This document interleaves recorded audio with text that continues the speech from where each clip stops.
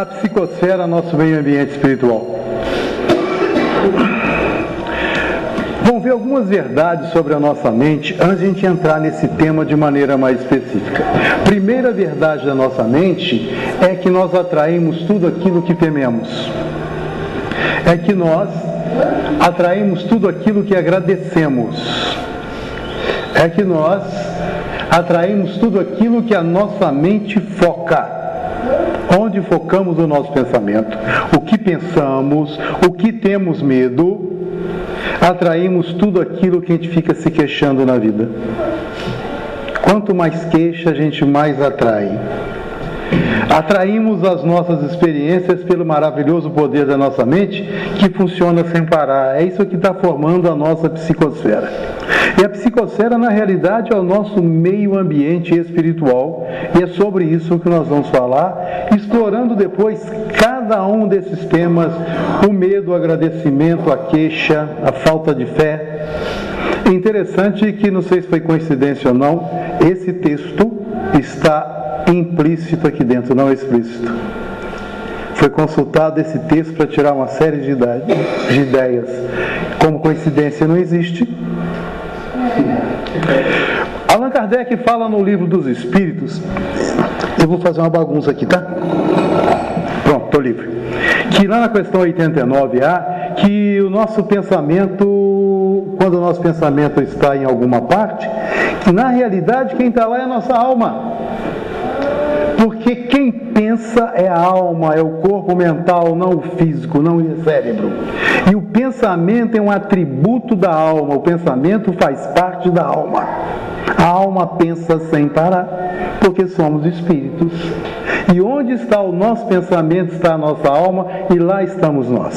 Se o nosso pensamento está na queixa, estamos na queixa. Se está na reclamação, se está na gratidão, onde estamos? Se está na caridade, se está na raiva, se está no egoísmo, no orgulho, onde está? Estamos no céu, no nosso inferno particular, dependendo do que pensamos, do que sentimos e do que desejamos. E isso vai formando em nós a nossa psicosfera espiritual. No livro Após a Tempestade, da benfeitora Joana de Ângeles, psicografado por Joana de Ângeles, por Divaldo Franco, lá no capítulo 3, ela intitulou Poluição em Atmosfera. Eu tirei um pequeno trechinho para ver a importância da atmosfera psíquica, da atmosfera de nossos pensamentos, nossos desejos. Joana de Ângeles fala assim para a gente que o homem ingere a mais terrível poluição. A mais terrível poluição venenosa, quão irrefreável. Muitas vezes a gente não consegue frear essa poluição. Graças ao cultivo lamentável de lamentáveis atitudes em que se persevera e se compraz. Continua a venerável Joana de Ângeles.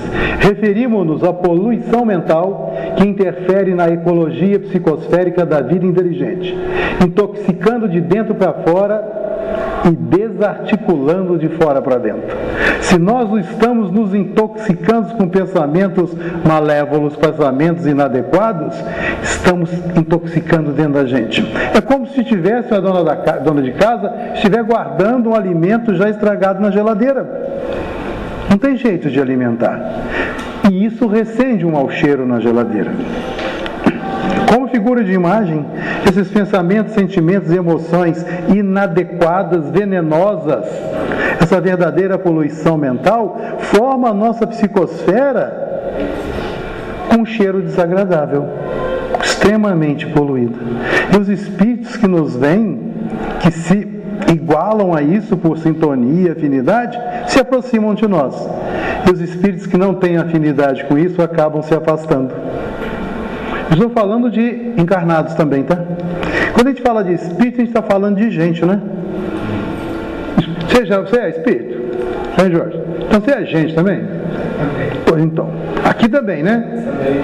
E quando mudar de corpo? Continua sendo gente. Sem corpo, mais leve. Eu tive uma revelação que estou prestes a ir. Faltam 92 anos.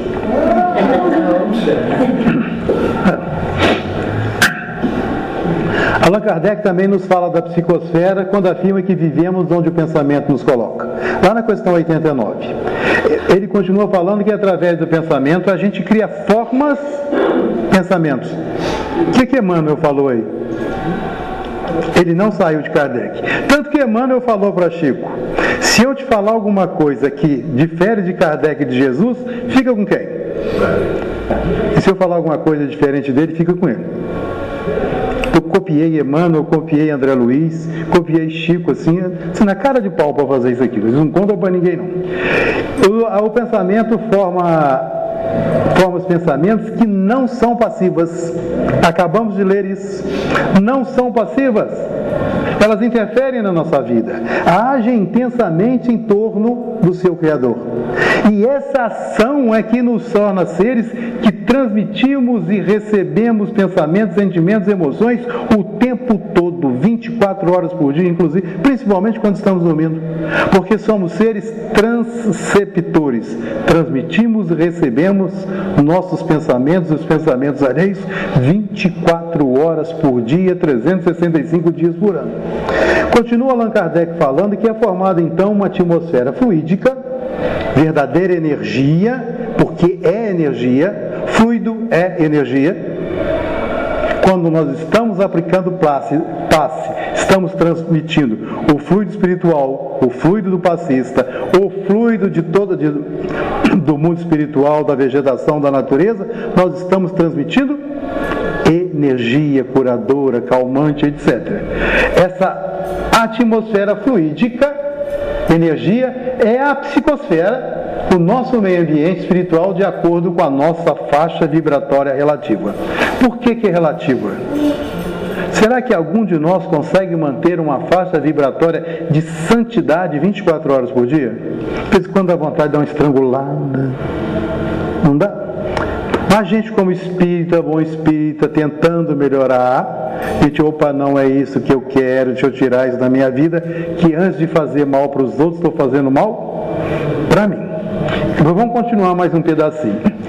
No livro Evolução em Dois Mundos, no capítulo 13, André Luiz explica sobre o pensamento, falando para a gente que o pensamento fluindo da mente, do espírito, é impressionado por secreções sutis e imprime ao espírito um halo psíquico denominado psicosfera individual.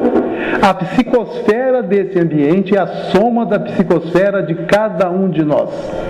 Matias Barbosa tem a psicosfera, que é a média da soma da psicosfera dos 560 mil habitantes dessa cidade e do entorno, né? De cada pessoa, e pode operar maravilhosas combinações entre si com aplicação para determinados fins ou não. A gente sente isso quantas vezes a gente entra em determinado lugar que a gente vira, que coisa boa, vou ficar aqui. Outras vezes a gente entra num lugar que é a psicosfera ambiental, formada por cada um daqueles seres, dá até arrepio na gente. Não precisa ser médium ostensivo. Eu acho que todos nós já passamos por isso ou não. Não precisa ser médium ostensivo para isso. Emmanuel falou para Chico Xavier lá nos anos 50 que a população de desencarnados é 3 vezes maior do que a população de encarnados. Isso significa então que hoje nós temos quantos bilhões de pessoas no mundo? 7 bilhões de encarnados. É muita gente. A gente é um pontinho de areia nesses 7 bilhões. Quer dizer que desencarnado em torno de nós tem mais 21 bilhões. Somando encarnado e desencarnado em números redondos, dá 28 bilhões de pessoas. Pensando, sentindo, tendo emoções o tempo inteiro. E isso formando uma psicosfera de todo o globo terrestre, a soma nossa de encarnados e desencarnados, onde influenciamos e somos influenciados por afinidade e sintonia. São 28 bilhões de mentes pensando, sentindo, tendo emoções o tempo todo. E nós, a maioria das vezes, a gente deixa de se aperceber disso. Então a gente tem que cuidar muito bem da nossa psicosfera, porque ela vai interferir no nosso meio ambiente, quer queiramos, quer não. Quando a gente chega numa casa como essa, é diferente da rua, é diferente do ambiente da cidade, porque os nossos amigos espirituais prepararam tudo para a gente chegar aqui. Ainda mais quando tem criança, gente. Muda tudo. Muda. Criança tem que vir a um centro espírita que melhora o centro espírita, melhora o ambiente espiritual ainda mais, e nós já estamos mostrando para essas crianças uma psicosfera sadia. Quer ver a gente poluir a psicosfera da gente? Algum desses neném já fez 1 ano? Esse aqui tem 2. Vou te perguntar uma coisa, não precisa responder, vou só falar. Meu filho mais velho, o Tiago, vai fazer 39 anos. 39 anos. Quando ele fez 1 ano, eu dei um festão lá em casa. Estava lotado de cerveja, vinho. Tiago nem sabia. O que eu estava ensinando para o meu filho de 1 ano? Que beber é bom. Eu estava poluindo a psicosfera dentro da minha casa. E certa feita eu estava saindo do sítio dos meus filhos grandes, agora o meu filho do meio, saindo do sítio dos meus cunhados, meu filho do meio tomou umas cervejinhas a mais. Foi pegar o carro, eu viro para ele, isso já tem mais de 20 anos. Falei, Dudu, você não pode sair dirigindo, você bebeu e bebeu muito.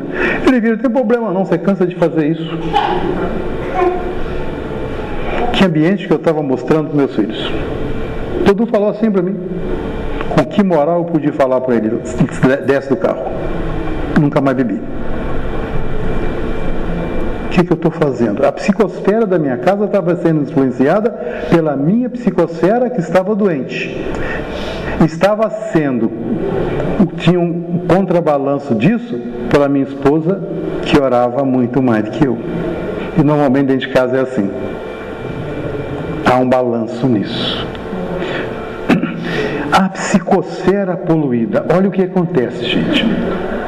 A gente tem que começar a cuidar bem da nossa psicosfera, porque ela vai interferir no nosso meio ambiente.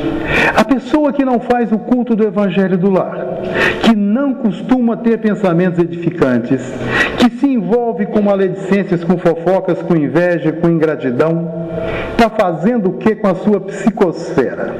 Chama psicosfera porque a esfera é como se fosse uma bola, é redonda. Estou irradiando isso para o mundo inteiro, para mais 28 bilhões de seres. O que acontece com isso? Enfim, a pessoa que não vigia, que não ora, está poluindo a própria psicosfera. Teve uma pessoa aqui na Terra há 2019 anos atrás que falou vigiar e orar. Eu escrevi um negocinho aqui. Jesus naquele tempo já estava propondo uma profilaxia, trata antes da nossa psicosfera, uma limpeza, um saneamento da nossa, um saneamento básico mesmo, é como fazer esgoto na cidade, para a nossa vida, para a nossa alma não, porque nós somos almas, somos espíritos, um saneamento básico da nossa psicosfera. É porque, quer queiramos ou não, quando a gente está com esses sentimentos de maledicência, fofoca, ódio, raiva, medo, ingratidão, a gente está poluindo a gente. Não foi isso que Jesus ensinou. Não é isso que o Espiritismo nos ensina com simplicidade. Porque nós acabamos gerando resíduos espirituais, resíduos nas formas, pensamentos, não é o que lemos aqui na mensagem, nas formas, pensamentos, naquilo, olha, vê se eu copiei, que nós clamamos em nossa volta e que quando acumulados no nosso lar, porque levamos isso para o lar, no nosso ambiente de trabalho, perturbam a paz interior, a serenidade e nos tiram a coragem de viver, que a gente só faz reclamar, perturbar. É ou não é? Olha a importância da psicosfera. A psicosfera poluída de detritos mentais, gente, interfere na saúde, vai interferir na nossa capacidade de viver, Portanto, a gente tem que estar atento daquilo que nós estamos irradiando, porque é de dentro para fora. É de dentro para fora. O que eu irradio? Agradecimento, amor, caridade, bondade. Irradio virtudes ou irradio vícios? Irradio uma psicosfera sadia, limpa ou uma poluída? Isso é pessoal. Nenhum de nós pode fazer isso para o outro. A gente tem que ter isso dentro da gente. Quando eu coloco essas coisinhas aqui, é porque eu fiz uma cola aqui, porque eu copiei de alguém para ler aqui. Eu boto uma letra desse tamanho para poder enxergar.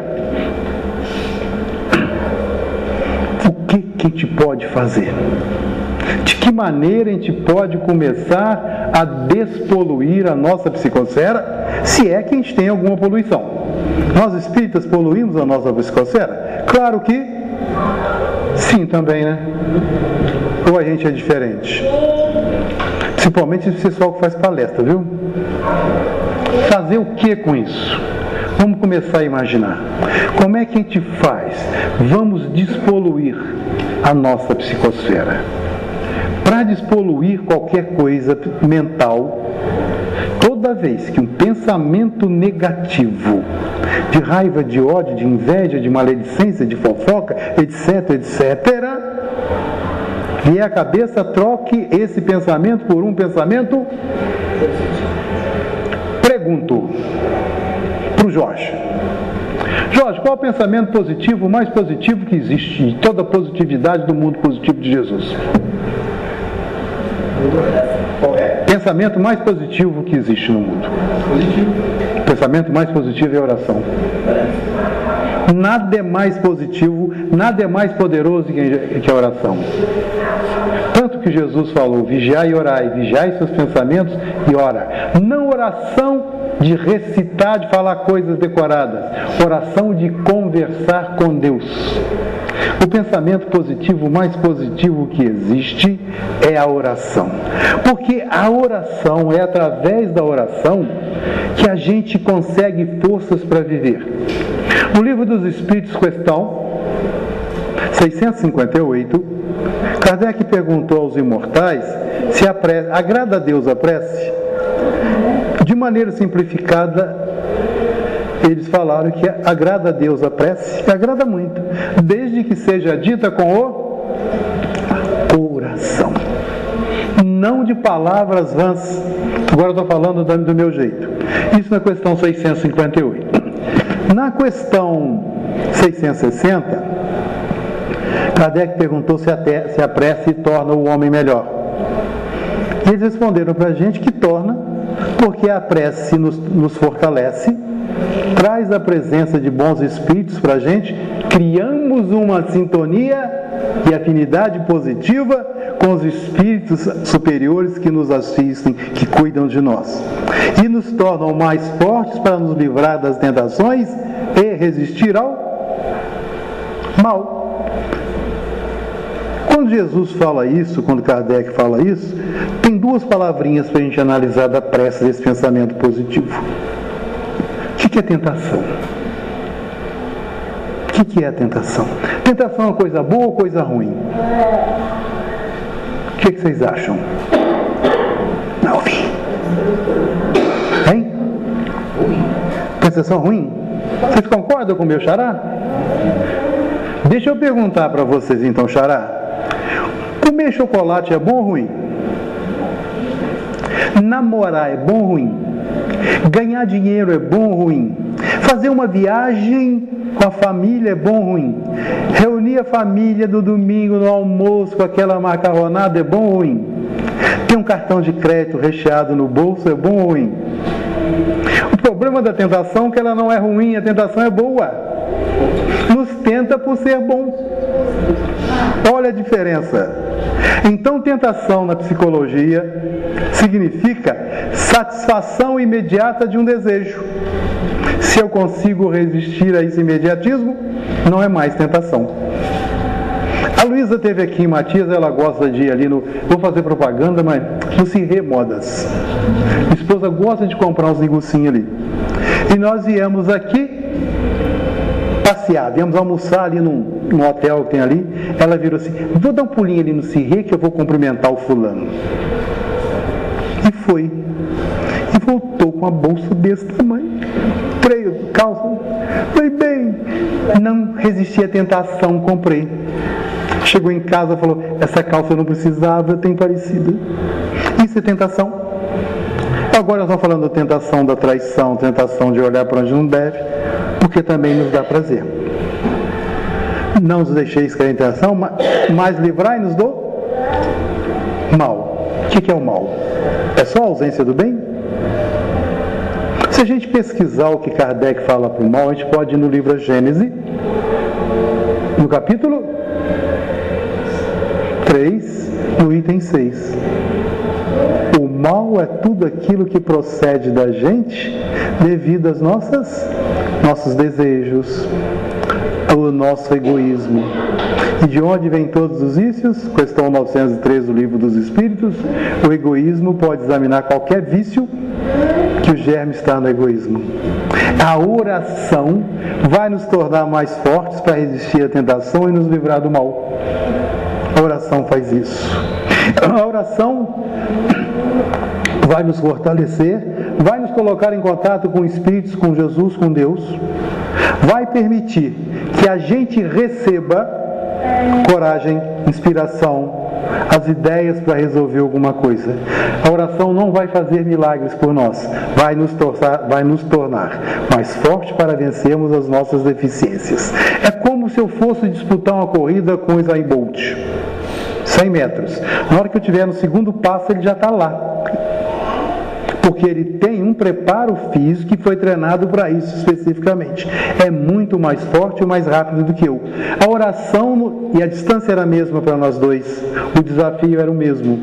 A oração vai nos trazer psicologicamente mais forte para vencermos as nossas provas e as nossas expiações. Não podemos livrar disso. Não podemos abrir mão de oração como pensamento positivo. Tanto que no Evangelho segundo o Espiritismo, Kardec coloca o capítulo 28 inteirinho falando de oração e o precedente, o 27 no item 22, ele fala que o primeiro capítulo 27, item 22, ele fala que o primeiro dever da criatura, a primeira coisa que ela deve fazer antes mesmo de voltar à vida, de acordar, é a oração. Ele fala que é o primeiro dever, que nos preparamos despoluindo, limpando os nossos canais da nossa psicosfera, limpando. A oração, a gente pergunta, será que tudo que eu peço eu consigo? Vou contar uma historinha para vocês. Dona Maria morava na roça, bem lá na roça, e ela tinha lá, ela e o marido e 2 filhos pequenos, e certo dia amanheceu doente o marido e as 2 crianças. Eles tinham aquele sítiozinho onde eles tinham uma vaquinha e tinha uma horta que cultivava verdura e ia no final de semana na feira para vender. Era o sustento deles, a vaquinha com leite e a horta. Viviam de maneira muito simples. Mas a doença do marido e das crianças estava demorando, não passava. E de repente ela não pôde cuidar da vaca e da horta da maneira devida, e a vaca desapareceu. E a horta foi ficando ruim. Ela andou algumas léguas a pé, chegou na cidade, foi na venda do seu Zé e falou para o seu Zé: seu Zé, a minha situação é essa, o senhor me conhece, meu marido está doente, meus 2 filhos estão de cama, eu estou sem alimento lá em casa. Me cede alguma coisa, que assim que eles sararem, trabalhamos, eles trabalham e pagam o senhor. O senhor sabe que a gente é honesto. Ele virou assim: eu não vendo fiado nem para minha mãe, nem para a senhora, Dona Maria. Ou tem dinheiro, leva, não tem, não leva. O moço que estava sentado ao lado, filho de um fazendeiro, falou: entregue tudo o que ela precisa que eu pago. Aí o seu Zé, de muito má vontade, virou para ela e falou assim: escreve aqui que ela precisa. Ela pegou um pedaço de papel, escreveu uma coisa rapidamente. Ele pegou assim: não vou ler não. E ela pegou, colocou na balança. Ao colocar o papel na balança, a balança pendeu para aqui. E o seu Zé, dono da mercearia, começou a colocar a mercadoria, os alimentos, no prato que estava alto. Ele colocou arroz, feijão, milho, fubá, aquelas coisas todas, e o prato não mexia. Nada fazia. E chegou um ponto que não cabia mais nada E ela assim continuava olhando, orando, agradecendo a Deus. Olhava para o moço, agradecia o moço, em pensamento, em prece, até que seu Zé falou: não cabe mais nada não. E teve nesse momento o primeiro ato de caridade dele naquele dia. Foi lá dentro, pegou um saco do carrinho de mão, entregou: toma para a senhora levar. Ela agradeceu o seu Zé, agradeceu o moço e saiu agradecendo a Deus aquela dádiva. Ela nunca tinha tido tanto alimento. O que será que essa senhora escreveu no papel? Foi ela sair, o moço rico e o seu Zé correram para o prato da balança e estava escrito da seguinte maneira: meu Senhor, o Senhor conhece as minhas necessidades, estou deixando isso em suas mãos. Ela teve uma atitude não passiva, ela teve uma fé ativa, porque ela colocou as necessidades dela na mão de Deus, mas saiu lá da roça, andou léguas para chegar na cidade, para conseguir o que precisava, para alimentar e curar a família. Isso é fé. É colocar em ação sem ficar esperando acontecer. Isso é uma psicosfera limpa, sem poluição, porque na simplicidade, no carinho e amor, ela se dirigiu a quem mais pode. Só uma fofoca. Falei que não pode fazer fofoca, mas eu vou fazer. Depois de umas 2, 3 horas, eles foram ver que na hora que ela colocou o papelzinho que ela apertou, esse um pinozinho que fica balançando assim, controlando, ele agarrou. Não mexia. Mas será que os espíritos não colocaram isso para ela se alimentar? Ensinar para o seu Zé que a caridade faz bem? Primeira coisa que a gente tem que fazer para despoluir a nossa psicosfera é colocar o hábito da oração em nossas vidas. E existe um livro do espírito Manuel Filomeno de Miranda chamado Sexo e Obsessão. Está contando a história de um padre pedófilo. Não vou contar o livro não. Leia um livro que vale a pena. Mas no capítulo 2 desse livro, o espírito Manuel Filomeno de Miranda coloca aos meus olhos, ao meu sentir, a mais maravilhosa definição de oração que eu já vi até hoje, nesses poucos anos de espiritismo que eu tenho. É essa aqui, ó. O espírito Manuel Filomeno de Miranda coloca assim: o poder da oração. Ele começa falando para a gente que a oração é uma força dinâmica, que não para, é responsável pelo restabelecimento de nossas energias. Aquele que não ora, não faz o culto do Evangelho do lar, não tem pensamentos edificantes, está contribuindo para a poluição da sua psicosfera. A oração é responsável pelo restabelecimento de nossas energias. A oração é constituída de vibrações específicas que penetram o orante. Na hora que eu li isso de Manuel Filomeno de Miranda, me remeteu ao livro de André Luiz, Obreiros da Vida Eterna, Mensageiros, no capítulo 24. Quem lembra o que fala nesse capítulo? É a prece de Ismália, onde André Luiz está com seus companheiros para acordar aquelas múmias. Tinham mais de 2 mil espíritos dormindo. Quando o espírito Ismália, com seus séquitos femininos, chega, entram em oração. André Luiz descreve que caíam flocos na mesma quantidade na cabeça de todo mundo que estava orando. Ele chamou isso de elementos forças. Caem em nossa mente, nosso espírito, a mesma quantidade de elementos forças. E André Luiz notou que dele e de outros saía uma lanterna, e do peito e da fonte de Ismália e das companheiras dela saía uma verdadeira holofote. Elementos forças, porque sabiam se reabastecer disso. E ele continua falando: essas vibrações específicas que penetram o orante, mantendo-lhe a vinculação com as fontes inexauríveis, intermináveis, de onde procedem os recursos vitais do próprio universo, do cosmos de Deus.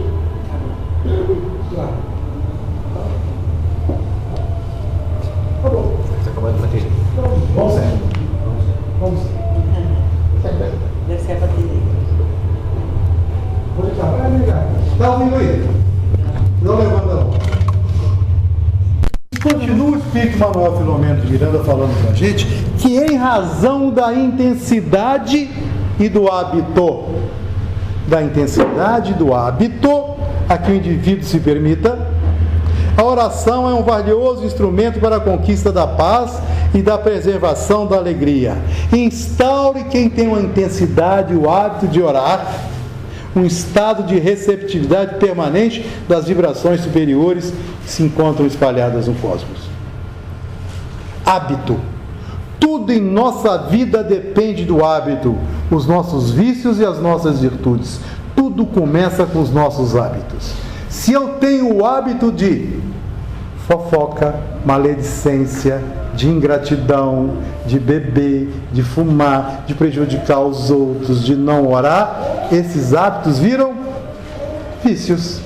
Se eu tenho o hábito da oração, da bondade, da preservação da alegria, da caridade, da paciência, esses hábitos se tornam virtudes. Que esses hábitos que se tornam virtudes ou se tornam vícios, eles são responsáveis pela nossa psicosfera. E quando a gente adquire o hábito e a intensidade de orar, olha o que acontece: instaurem na gente um estado de receptividade permanente das vibrações superiores que se encontram espalhadas em todo o universo. E preservem cada um de nós a saúde, gerando satisfação íntima e proporciona inspiração nas mais variadas situações do caminho evolutivo. Livro Sexo e Obsessão, capítulo 2. No meu livro é na página 19. Que o meu é antigo. O novo eu não sei. Primeira providência para despoluir a atmosfera é oração. Hábito e intensidade. Outra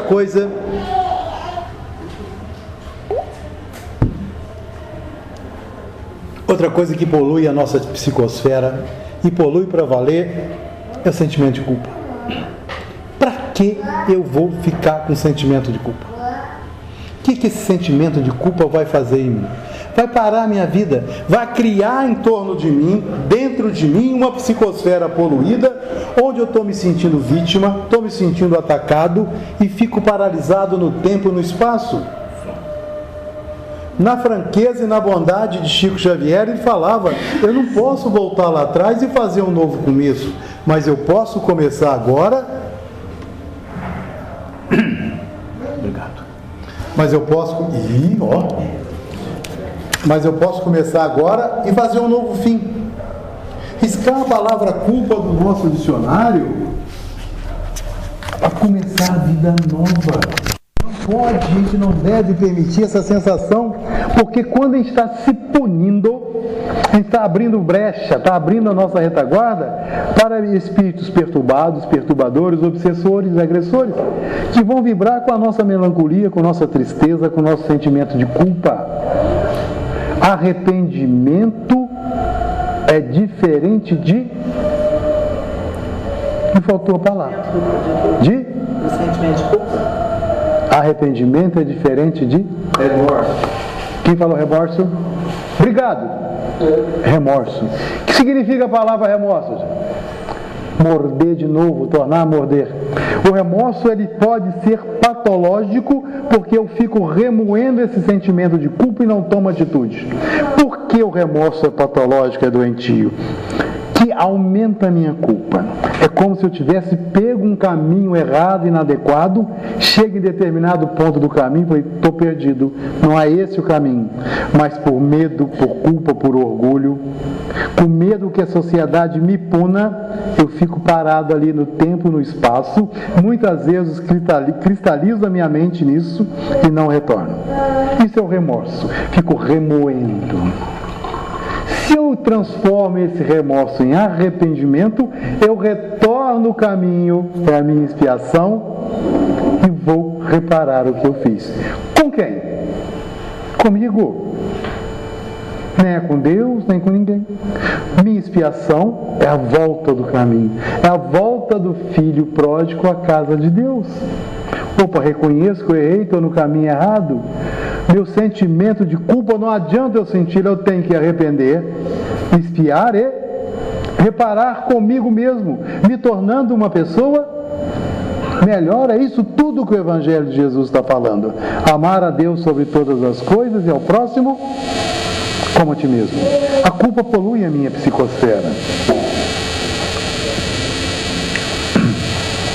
Não tenha medo. Por que a gente tem que ter medo na vida? Medo de quê? Não tenha medo, gente. Vamos transformar o nosso medo em ter fé. E fé para valer. O Evangelho segundo o Espiritismo nos explica a fé de maneira sensacional. Porque ele vai nos mostrar, lá no capítulo 19, para a gente ter fé em você mesmo.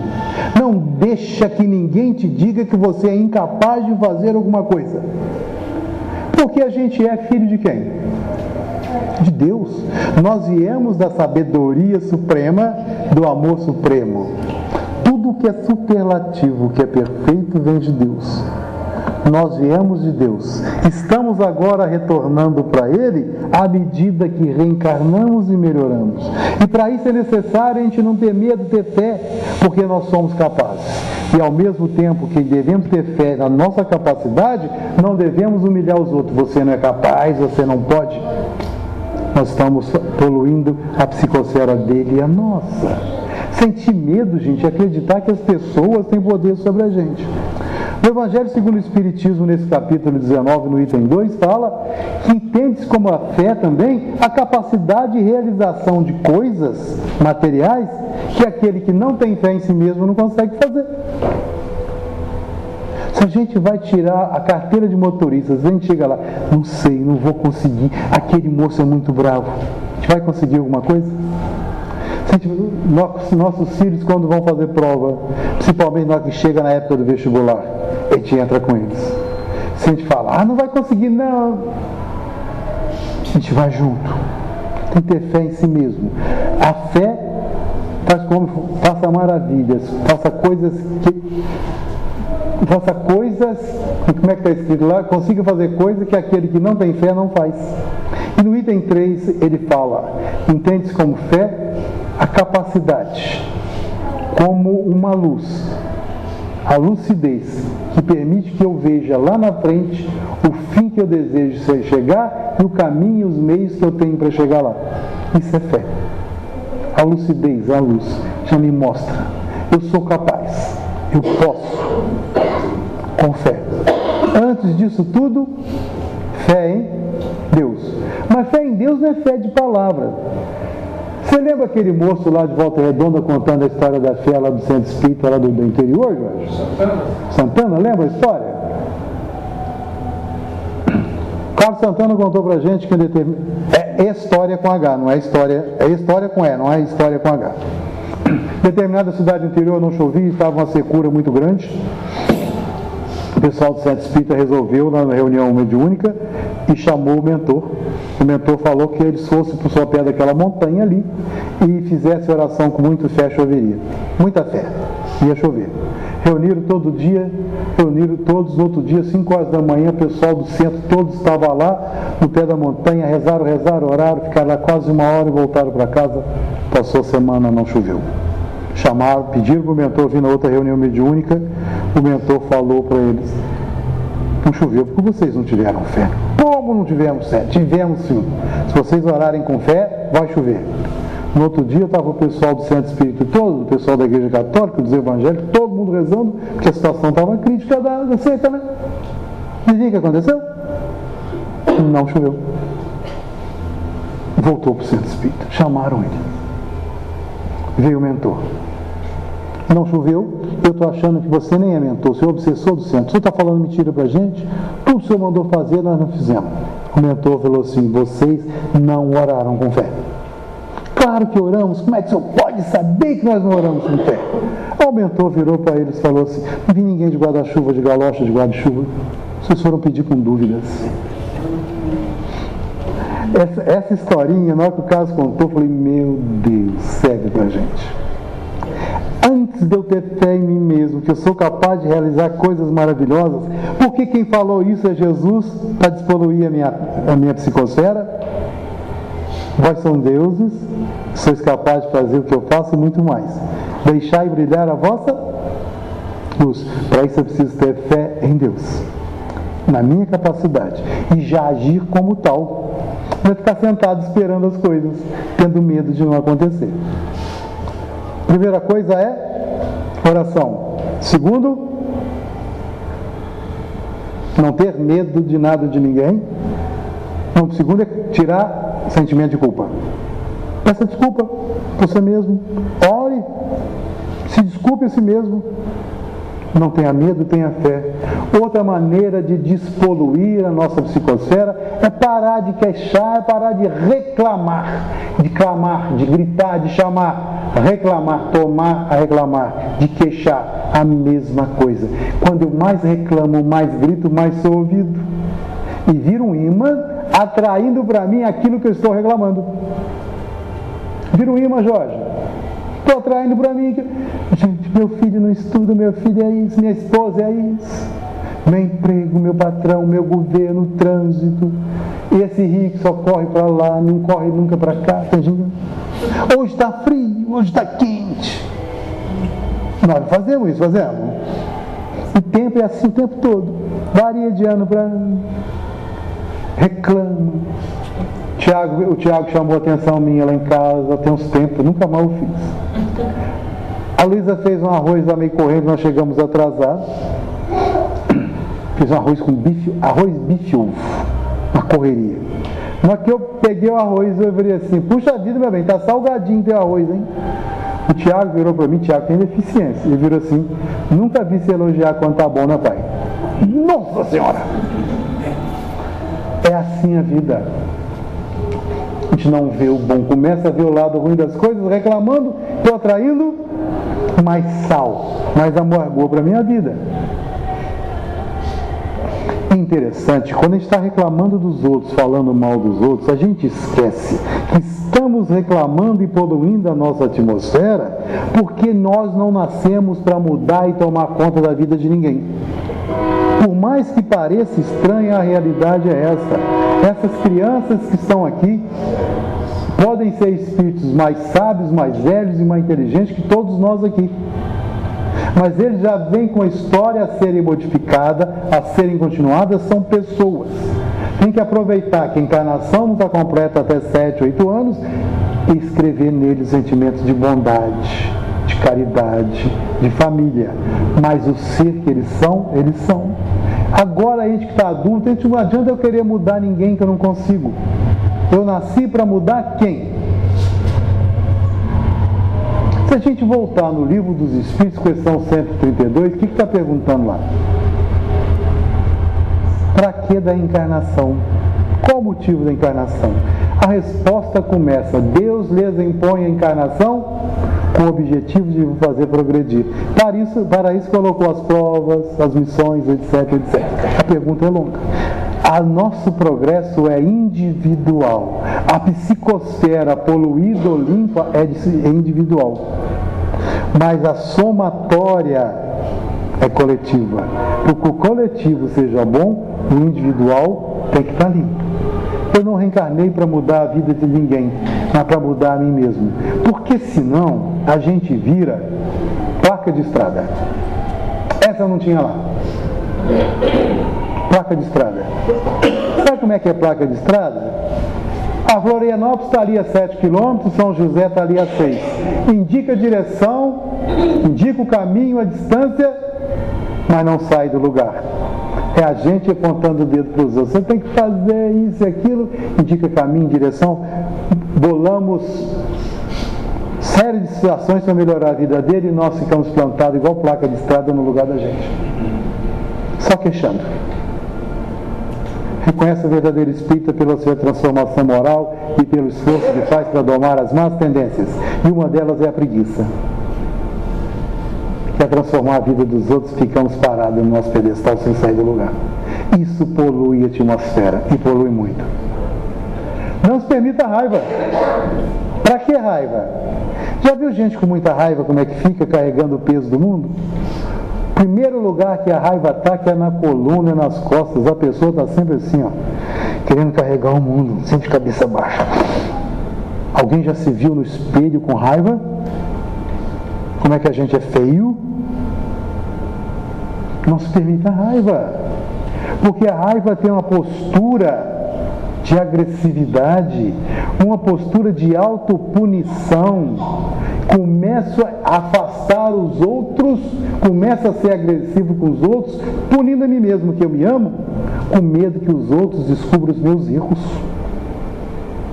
Tem a postura de eu sou sempre vítima.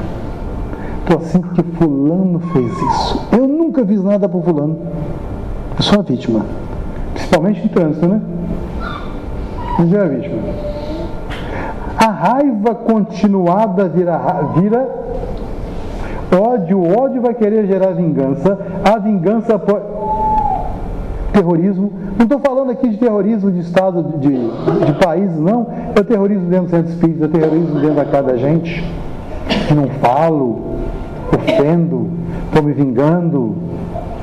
Estou esperando a pessoa dar uma brecha para me soltar uma palavra ruim, para ofender. Verdadeira guerra.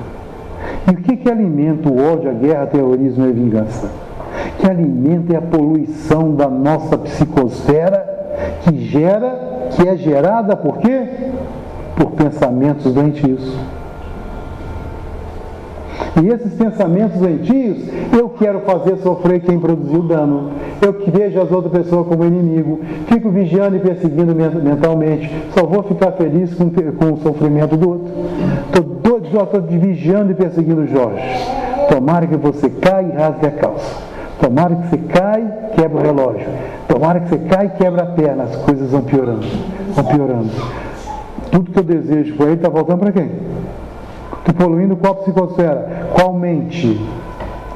E essa poluição, esse pensamento doentio, poluindo a minha psicosfera, isso quem faz é quem? Que tipo de pessoa faz isso?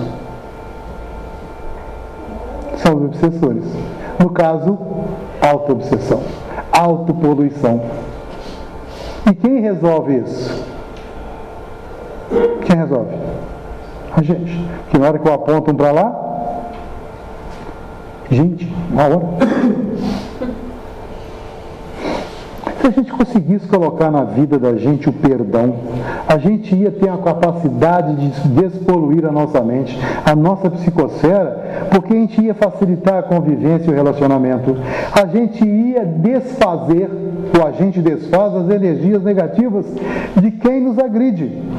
Quanto mais nos agride, a gente fica calmo, não responde, a pessoa não consegue. Não tem o feedback da agressão dela. Se a gente vê duas pessoas discutindo, a gente instintivamente torce para aquele que está falando normal ou está falando baixo, que está gritando, gesticulando, já perdeu a simpatia da gente. Já repararam isso? De que lado nós estamos da discussão? Quero ter razão ou quero resolver a situação? Proporciona a limpeza psíquica da nossa psicosfera. Liberdade, proteção contra a sede de forças negativas e perdão proporciona saúde. Aqui é o Zé, e é uma história verdadeira. A Lírio Cerqueira Filho fala que, no livro dele falando de perdão, que o Zé trabalhava na fábrica lá no Nordeste há mais de 15 anos e nunca faltou o serviço e nunca chegou atrasado. Mas um certo dia ele chegou atrasado 15 minutos. Não se sabe por que o atraso, não é que ele foi bater o relógio de ponta. Esse relógio chama aqui DIMEP. DIMEP é quem inventou, ele foi o Dimas de Melo Pimenta lá de São Paulo. Bati o cartão, isso é do meu tempo, não é de vocês. O supervisor da fábrica estava ao lado e chamou a atenção do Zé de maneira muito grosseira. E ofendeu o Zé de todas as maneiras. E naquele momento o Zé, se achando injustiçado, teve a vontade de voar nele, agarrar ele pelo pescoço ou fugir dali. As duas reações, de ataque ou de defesa. E nisso acontecendo, o coração do Zé começou a ter um ataque cardíaco, bater muito forte. Existia uma taquipneia, começou a respirar daquele rio de raiva. O Zé ficou pálido porque todo o sangue que estava na superfície da pele foi para o interior, reforçando os músculos e oxigenando os músculos para ele correr ou agredir. Nesse momento, as glândulas suprarrenais começaram a produzir mais cortisona. Cruzara produzia hormônios que geravam a constrição dos vasos, gerando uma hipertensão, a pressão alta, atacando o coração e o cérebro. O Zé aguentou naquilo. Passou o dia inteiro pensando naquilo. Ao chegar em casa, mal tomou banho, não quis jantar e se deitou e ficou pensando nas ofensas que o supervisor fez para ele. E ele, ao relembrar aquilo tudo sem o perdão, ficou parado na estrada. Todo o sentimento voltou, até taquicardia, taquipneia. Os hormônios começaram a liberar, aumentando a pressão. E se isso continua, ele poderia ter um AVC, um derrame ou um ataque cardíaco. Porque não soube perdoar. É lógico que na hora que a gente é ofendido, nós somos humanos, ainda estamos a caminho, a gente ainda tem raiva. Mas a raiva vem em mim. Mas escolher permanecer com ódio, com a raiva sem perdão, é opção minha. Porque o ofensor fez o que fez, problema dele. Agora, eu aceitar e ficar com isso dentro de mim, é opção minha. E às vezes é tão difícil para a gente jogar isso fora da gente, que o primeiro poder que a gente tem para isso é orar para ele, para a gente. Não se permita a raiva, permita o perdão. A ansiedade é a doença do mundo moderno. Já está ultrapassando a depressão. E o país mais ansioso do mundo, vocês não acreditam onde é? Segundo a OMS. É nós. Nós somos o povo mais ansioso do mundo. A gente está vivendo o futuro, a gente não está vivendo o presente. O ansioso vive lá no futuro. Nunca estou bom. O rancoroso está no passado querendo fazer mal a quem eu acho que me fez mal. Joana de Anjos fala para a gente fazer o dia da gente valer a pena, a gente não ficar perdendo tempo com melindre, com preocupações que só trazem doença. Só trazem poluição para a nossa psicosfera. Porque nós aprendemos a guardar mágoa e esquecemos a gratidão. E no livro dela, psicografado por Divaldo Pereira Franco, Psicologia da Gratidão, Joana de Ângeles fala assim para a gente: ser grato não apenas em relação ao que se recebe, porque recebemos muito mais que precisamos e merecemos, podem ter certeza disso, mas ser grato sobretudo pelo que é possível oferecer-se, participando do espetáculo na vida da sociedade, na condição de um membro atuante, não de parasita prejudicial. Esses parasitas começam dentro de casa. É o marido que chega, vai ver o Jornal Nacional, vai ver o futebol, bota os dois pés no sofá, bem, traz um copinho de cerveja, bem, traz água, bem. Não faz nada. Não estou falando para vocês que, tirando a cerveja, muitas vezes eu me pego fazendo isso. E ela trabalhou o dia inteiro dentro de casa, cuidando de neto, cuidando da casa. A gente tem que parar. Esquece de agradecer. Lembra que nós homens chegamos, vemos o futebol, coisa e tal, dá vontade de deitar, de dormir, a gente vai dormir. A mulher é diferente, gente. A mulher é diferente. Na que ela fala, estou com sono, vai ver se a porta está fechada, se a criança está bem coberta, se o cachorro já se alimentou, se deixou a roupa para passar, se a roupa do marido está boa para amanhã, então, por isso eu falo para as mulheres, na hora de deitar, na hora que for fazer a última oração, não façam deitado. Faça igual a Luísa, faça andando. Porque se não deita, faça Pai Nosso que estás nu. Ter gratidão é isso. Não é só dar o que eu tenho, é dar o que eu sou. Como já acabou o tempo, paramos aqui. Eu queria contar uma história para vocês que muitos pensam que aconteceu no Brasil, porque a gente traz a história para o Brasil, mas é uma história verdadeira acontecida com a mãe de Nat King Cole, nos Estados Unidos. Aquela senhora já de mais de 80 anos estava em casa e o filho chegou e deu a ela um carro de última geração, instalando de novo. Era o sonho dela. E ela tinha muitos anos que não dirigia, aproveitou um final de semana e saiu dirigindo o carro para reacostumar a dirigir, essa senhora. E acabou se empolgando, se distraindo com o carro, vai para cá, vai para lá, entrou em um determinado bairro que ela não tinha costume de passar, e começou a chover muito, e de repente ela passa em cima de alguma coisa que fura o pneu. E ela olha para um lado, olha para o outro, desce do carro, fica ensopada, vê o pneu furado e falou: meu Deus, eu não aguento trocar esse pneu. Ela era quase da minha idade assim. Sentou no carro, esperando acontecer alguma coisa. Nisso veio um rapaz em direção dela, foi indo em direção, com uma enxada nas costas, que ele era jardineiro nas mansões, e viu o pneu furado e foi em direção a ela. Ela, pronto, só faltava essa, você é assaltado por esse pobretão. Ela falou outra coisa. Ele chegou, bateu na janela: senhora, eu estou vendo que o pneu está furado, me empresta a chave. Foi lá atrás, abriu o porta-mala, tirou o subsalente, trocou o pneu, e ao trocar o pneu, a chave de roda bateu na mão dele, cortou, ficou sangrando, ele não ligou. Colocou o pneu furado dentro do porta-mala. Ela virou para ele: quanto que eu te pago? Ele virou assim: senhora, eu não fiz isso por dinheiro, eu fiz por amor. Se a senhora quiser me pagar ou me agradecer, lembra de mim nas suas preces? Eu me chamo Ryan. Mas naquela esquina, só na vira esquina, tem um posto de gasolina. Ali eles vão, tem um borracheiro, ele conserta o pneu da senhora, e tem lá também um lugarzinho onde a senhora pode se secar, tomar um café quentinho, que é limpinho. Ela assim fez. Disse: gente, não conheço esse menino, fez isso para mim. Parou no posto, enquanto consertava, ela entrou molhada na lanchonete do posto. Estava lá uma moça grávida, já de praticamente 9 meses, aquele barrigão, chinelo de dedo, já andando assim com a mão. Eu não sei como é que anda de grávida, porque eu não fiquei nessa aqui ainda.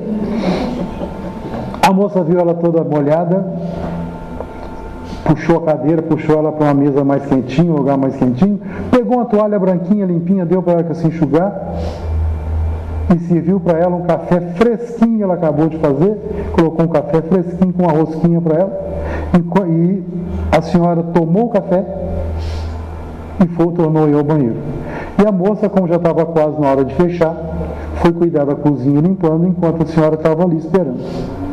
Quando a moça volta, a senhora não estava ali mais. E ela olha na mesa, tinha um envelope escrito assim: para você, moça grávida. Ela olha o envelope e tinha uma quantidade significativa de dinheiro. Deus te abençoe. E ela foi para casa. Acabou o serviço, pegou o guarda-chuvinha dela, foi para casa. Entra em casa, encontra o marido no sofá cochilando e dá um beijo nele. Brian, meu amor, já temos dinheiro para comprar o berço. Isso se chama o círculo do amor. E o amor é o que mais despolui a nossa psicosfera. Quanto mais amor eu dou desinteressadamente, mais eu ganho. Quanto mais gratidão, mais eu recebo. Se ficar só isso do que eu falei essa noite toda, o ciclo do amor, eu acredito que a espiritualidade vai ficar satisfeita com a gente se a gente colocar em prática. Que Jesus nos abençoe e nos proteja, e muito obrigado pela atenção.